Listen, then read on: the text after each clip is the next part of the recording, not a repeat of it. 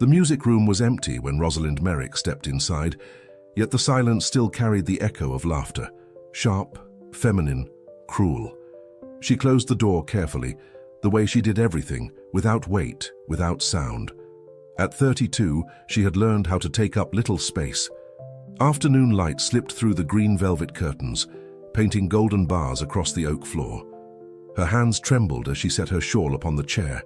Poor Aunt Rosalind, so kind, so alone. Her eldest niece's voice, Victoria's, still rang in her mind like a cracked bell. She moved toward the piano and pressed a single key, C-sharp, just to feel something answer her touch. The note died too quickly. Beyond the window, the gardens of Hartfield Manor stretched in summer green, but Rosalind saw no beauty there. Only the same place where minutes earlier, society had looked through her, as if she were a piece of old furniture. She inhaled slowly, counted to 5. She would not cry. Not again. Then she heard footsteps in the hall, firm, masculine, out of place in that wing of the house. The door opened before she could compose her expression, and when she looked up, the most untouchable man in England was standing there, the light cutting his tall frame, and something in his gaze she could not name, something that felt like recognition. Introduction. Rosalind Merrick had long stopped expecting to be remembered. She had built an entire life around that certainty, helping her brother and sister-in-law raise the girls, managing the endless details of Hartfield Manor, and disappearing along the edges of ballrooms. She was the woman who held coats, who arranged flowers, who smiled politely while everyone else danced. Society had classified her long ago, the kind, harmless spinster. And she had accepted the label with the same quiet resignation with which she accepted English winters, until that afternoon.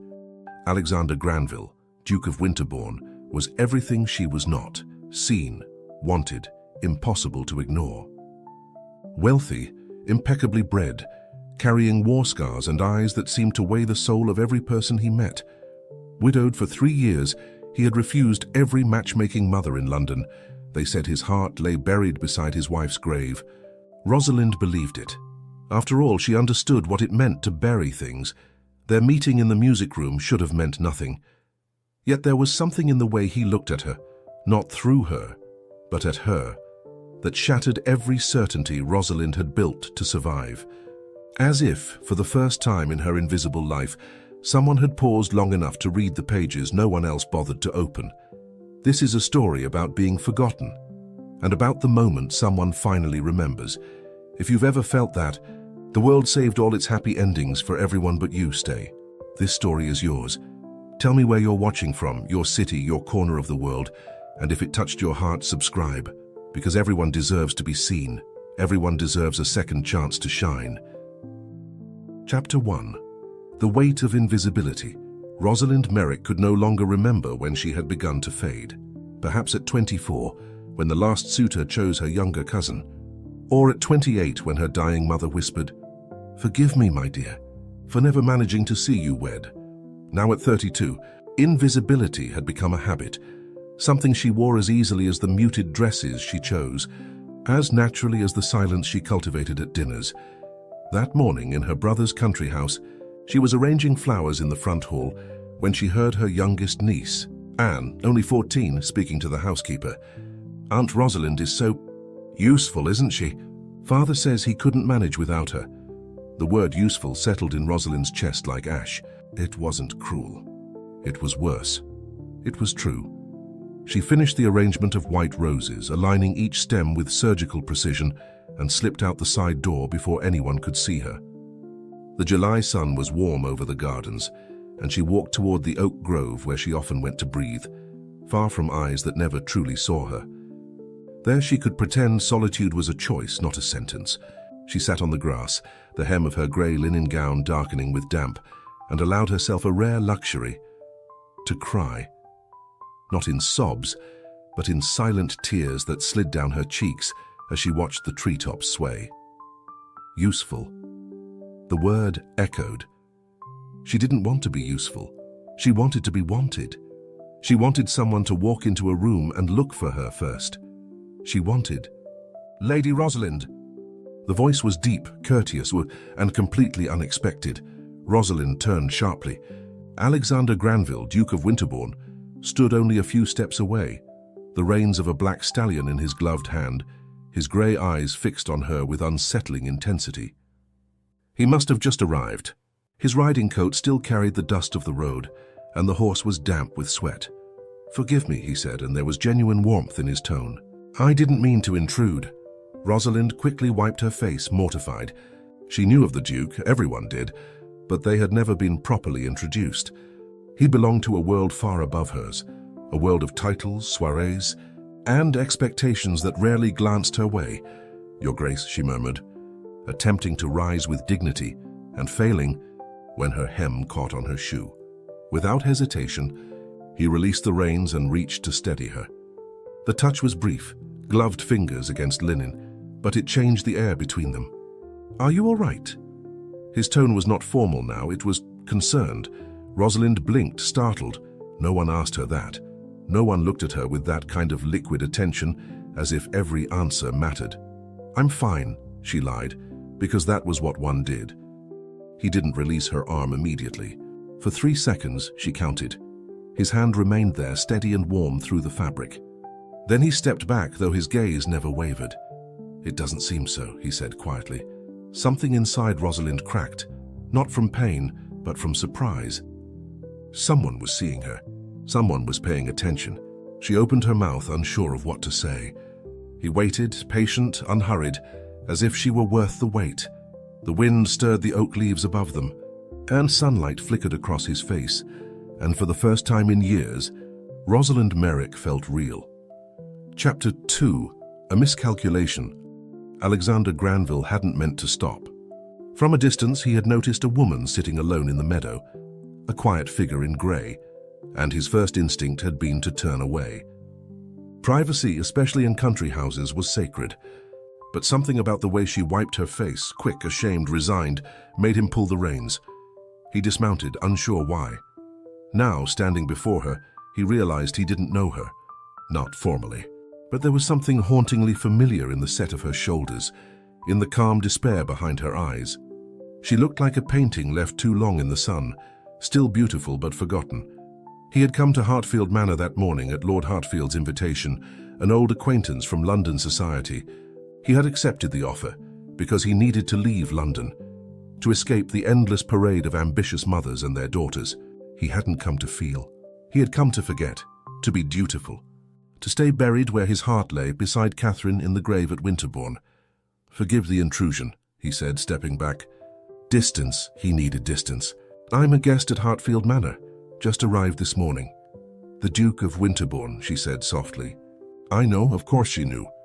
Everyone did. Alexander Granville was a symbol, not a man. Wealth, lineage, and wounds polished into legend. Yet she didn't look at him like the others. There was no calculation in her gaze, only fatigue, recognition. "And you are?" "Rosalind Merrick," she replied. "Lord Hartfield's sister." "Lady Rosalind," he corrected automatically. Titles mattered even when nothing else did. She made a faint, dismissive gesture, as if titles belonged to another species of people entirely. For a long moment, Alexander studied her. The modest gown, the loosened strands of chestnut hair, the quiet strength behind her restraint, and he understood too late that he had made a mistake. The mistake was stopping, speaking, looking too long into the eyes of a woman whose sadness stirred something he thought had died. Not again, he thought. Not after Catherine. But then Rosalind smiled, small, fragile, heartbreakingly sincere, and he knew the mistake had already been made. Chapter 3. The Crack in the Armor. Rosalind did not return to the house immediately. She stayed in the grove until her legs stopped trembling, until she could put back on the mask of serenity she wore like armor. The Duke of Winterbourne had seen her crying. The Duke of Winterbourne had seen her. Both truths coexisted in her mind, one mortifying, the other impossible to comprehend. When she finally stepped through the kitchen door, the housekeeper, Mrs. Dawson, lifted her brows. "Where have you been, milady?" "The girls were looking for you." Of course they were, Rosalind thought without bitterness. She was the one who solved problems. who mended dresses, listened to confessions, soothed nightmares. "I went for a walk," she said simply, and went upstairs before the woman could ask more.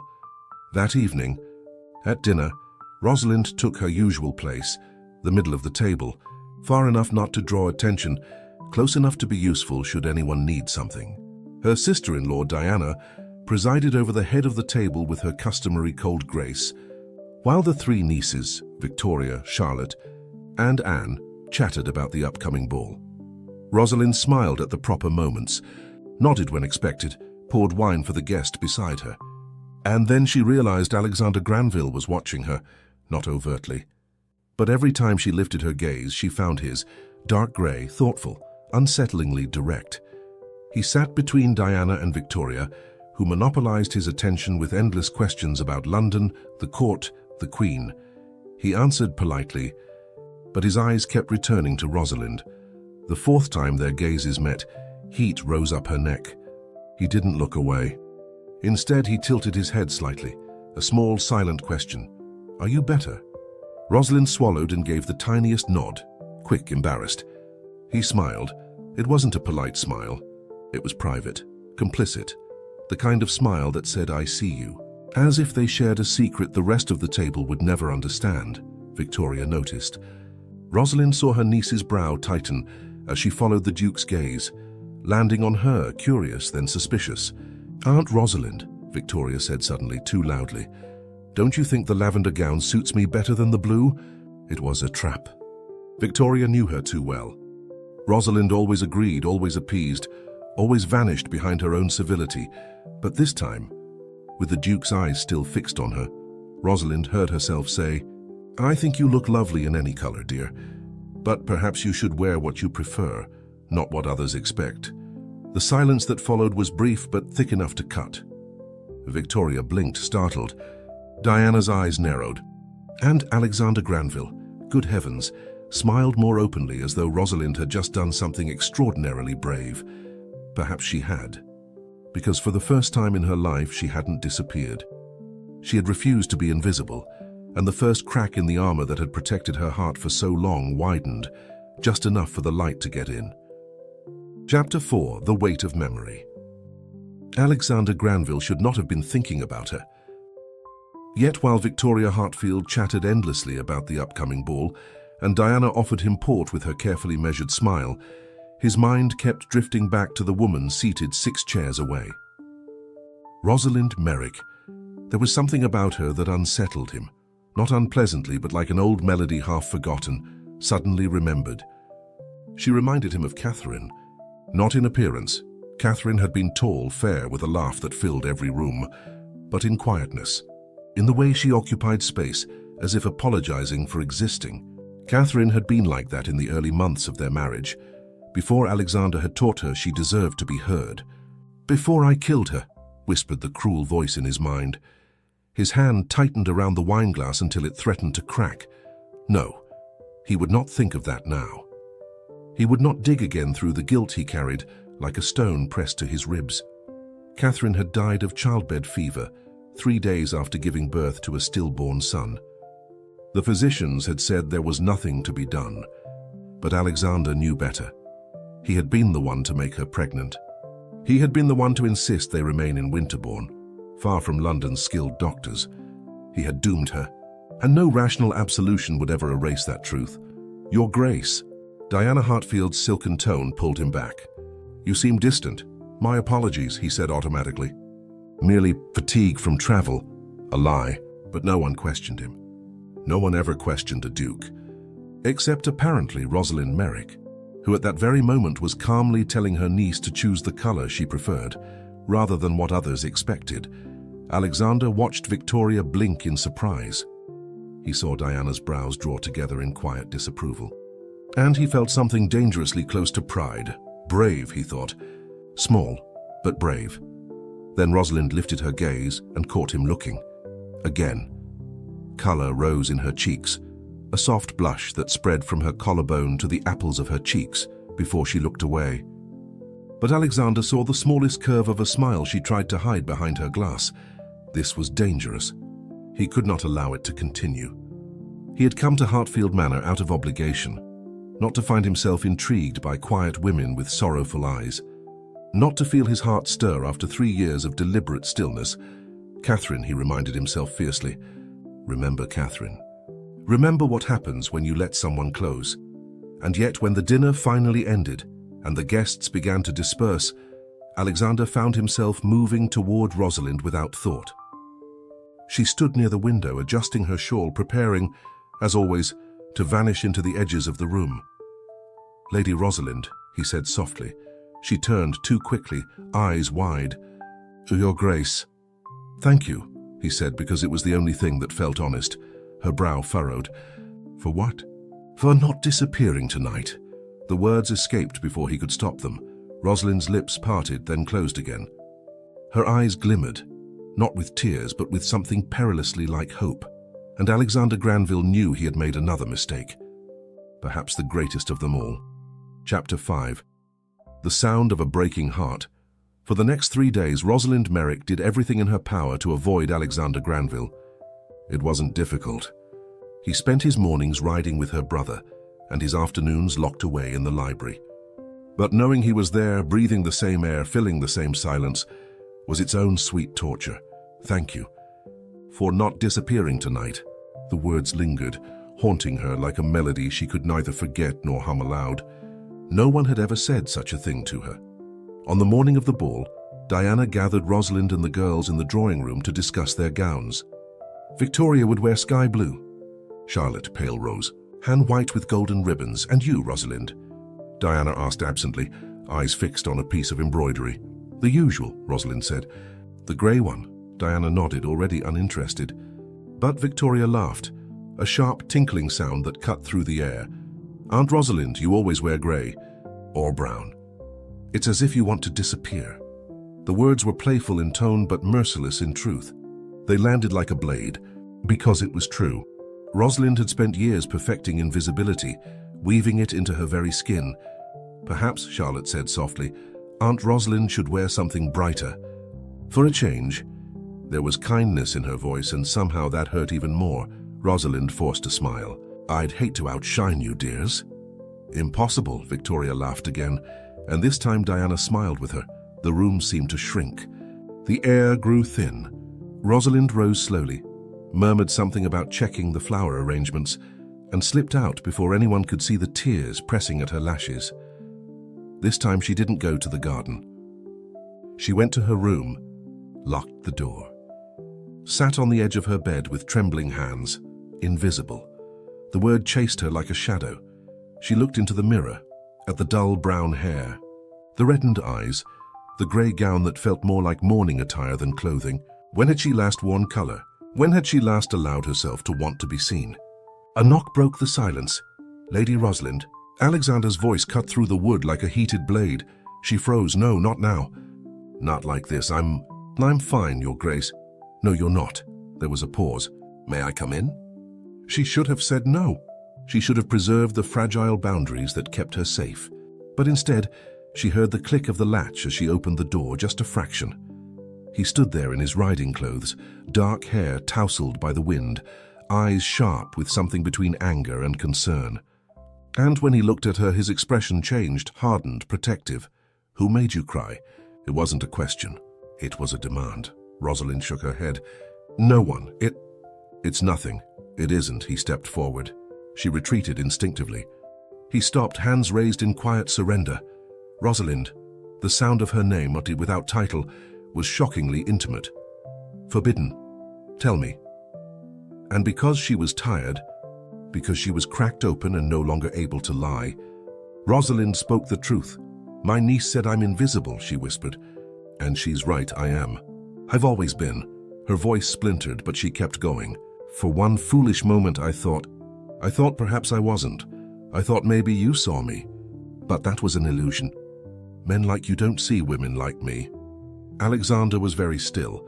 Then slowly, improperly, dangerously, unavoidably, he stepped into the room and closed the door behind him.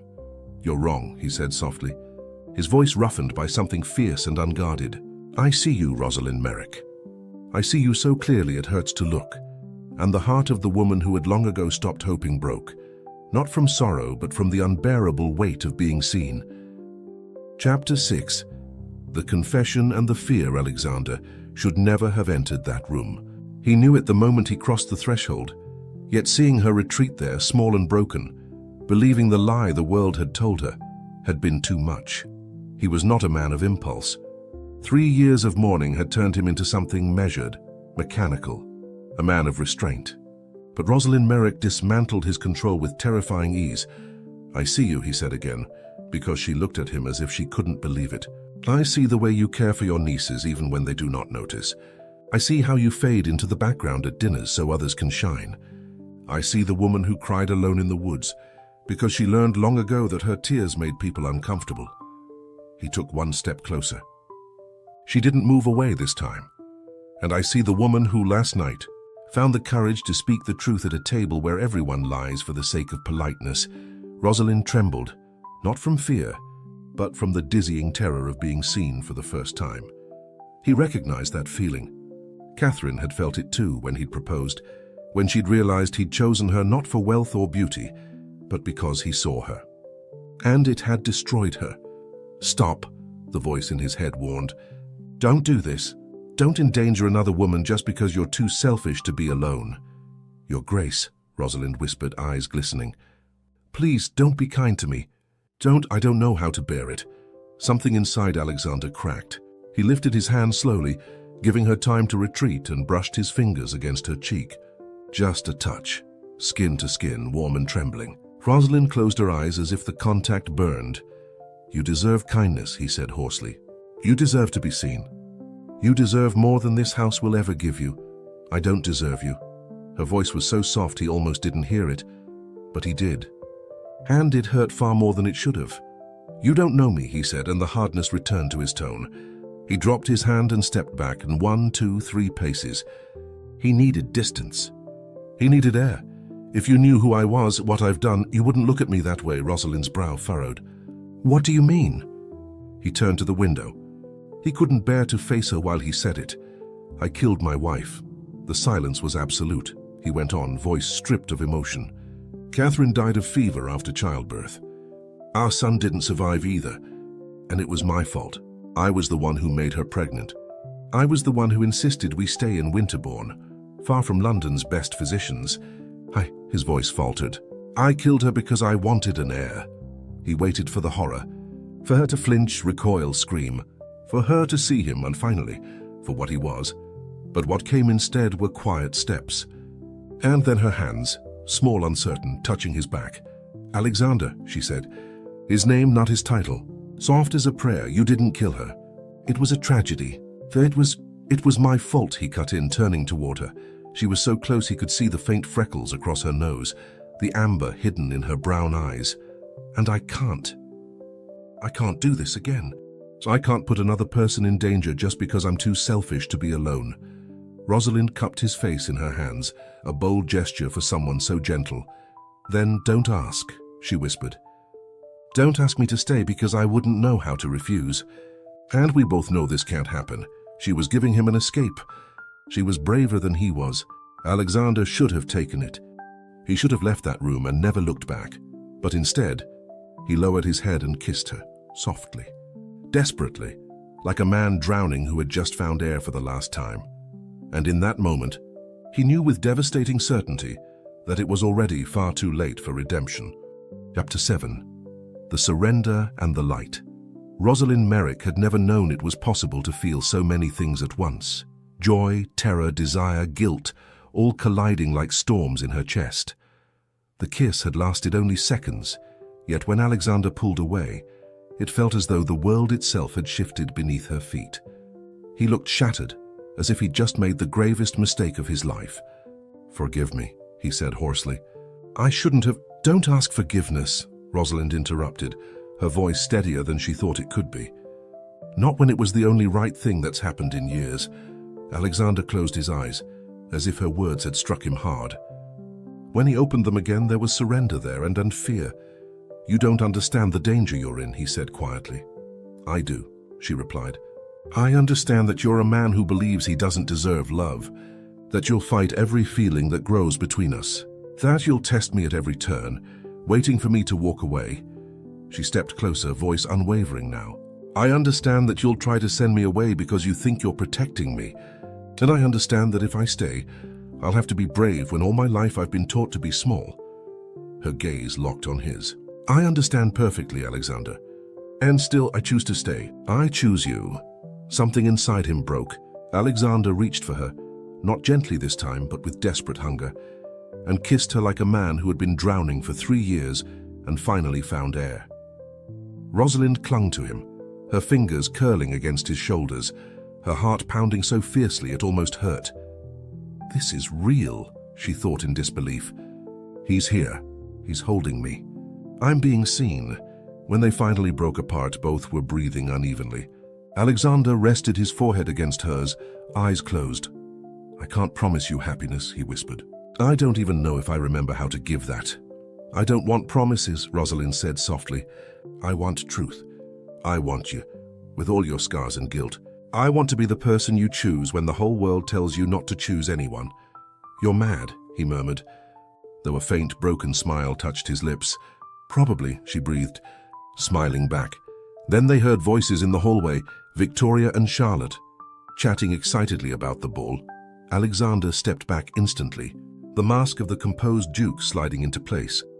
But before leaving, he caught Rosalind's hand, quick, intimate, electric, and said under his breath, Wear red tonight. Rosalind blinked. What? At the ball? Wear red, not grey, not brown. His eyes gleamed with something dangerous, almost defiant. Wear red and dance with me. Let the whole society that's ignored you see that you exist. That you're mine. The possessive word should have frightened her. Instead, warmth spread through her chest, down to her trembling fingertips. I don't have a red dress, she whispered. Alexander smiled, a real smile this time, devastating and beautiful. I've taken care of that. It will arrive before the ball. He lifted her fingers to his lips, an old-fashioned, reckless gesture, and kissed them. Then he was gone before she could speak again. Rosalind stood alone in the quiet room, her heart racing. She turned toward the mirror, and the woman staring back was no longer invisible. No longer muted, no longer grey. Her cheeks were flushed, her hair slightly undone, her eyes alive. For the first time in 32 years, Rosalind Merrick was ready to be seen. Epilogue. When the world finally sees, the red dress arrived 2 hours before the ball. Crimson silk trimmed with black lace, daring but never vulgar, perfect for a woman who had spent her whole life hidden. Rosalind slipped it on with trembling hands, while her maid pinned soft curls at her nape. When she descended the grand staircase, every head turned. Diana gasped. Victoria went pale. And Alexander Granville, waiting at the bottom in flawless black evening attire, smiled as if she were the only person alive. Breathtaking, he murmured, offering his arm. Rosalind took it, feeling the steadiness of him, the certainty. They entered the ballroom together, and the murmur of conversation died instantly. Rosalind Merrick, the invisible spinster, in blazing red silk on the arm of England's most desired duke. It was scandalous. It was impossible. It was perfect. Alexander led her to the center of the floor as the orchestra began a waltz.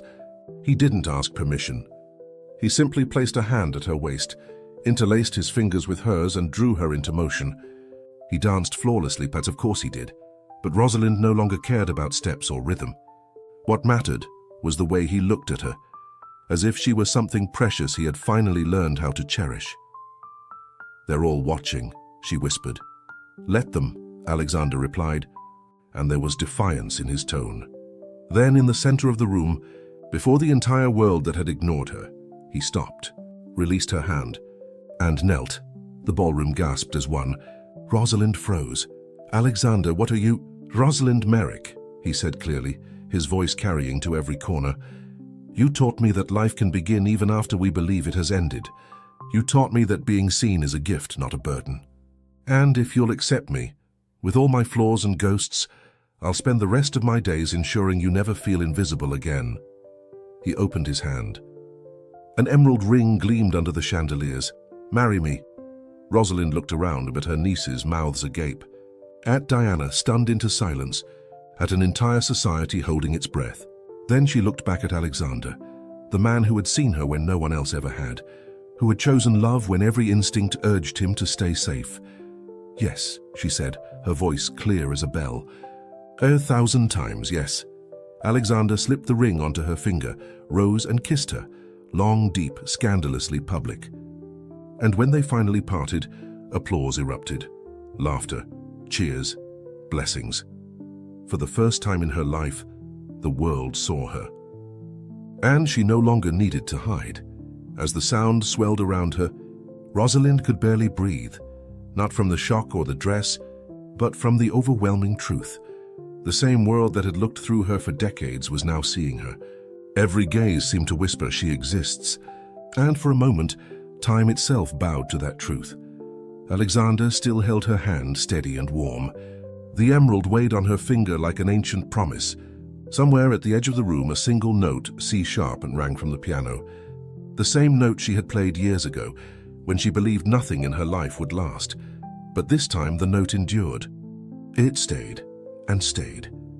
Alexander looked at the woman before him and felt the world rearrange itself. For years, silence had been his punishment, the echo of everything he'd lost. Now that same silence became redemption. There was no guilt in her eyes, only tenderness. And as the ballroom erupted in applause once more, he understood. This was not a duke begging forgiveness. It was a man finding peace. Catherine could rest. And he, finally, could live. Outside, the wind stirred the green velvet curtains, the same ones that had once filtered light over an invisible woman. Now that woman walked through those doors unhurried, unafraid, her red dress rippling like living flame. Behind her, Alexander followed in quiet awe, the sound of the piano echoing through the night. It was no longer the lament of the past, but the full, resonant chord of two souls finally seen. And the C-sharp lingered, sustaining, healing, belonging.